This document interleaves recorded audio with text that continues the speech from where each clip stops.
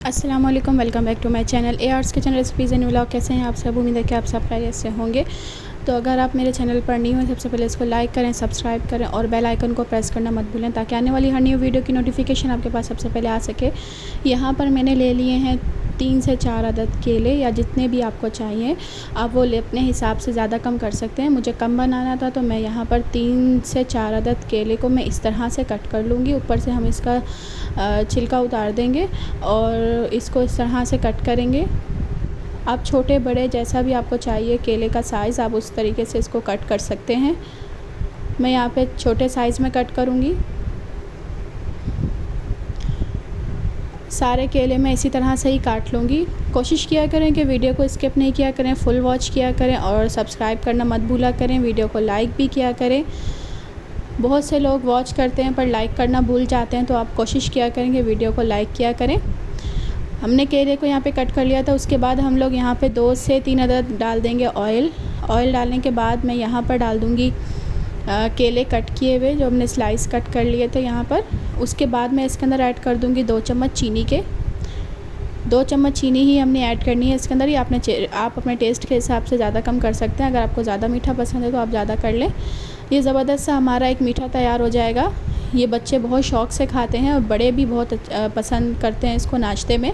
अक्सर पराठे के साथ, स्लाइस के साथ इसको बहुत शौक़ से खाया जाता है। इसको मैंने मीडियम फ्लेम पे रखा हुआ है। हम इसको पका लेंगे। ये देखें कि ये आहिस्ता आहिस्ता इसका पानी ड्राई होना स्टार्ट हो चुका है और ये थोड़े से क्रिस्पी होना स्टार्ट हो चुके हैं।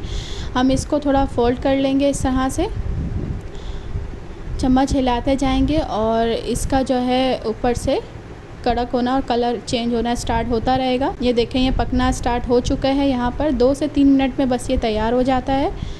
यहाँ पर इसका कलर चेंज हो चुका है और ये अच्छे से बन भी चुका है। तो हम फ्लेम को ऑफ़ करते हैं और इसको मैं प्लेट में निकाल लूँगी। और साथ ही मैं इसके बना रही हूँ एक पराठा।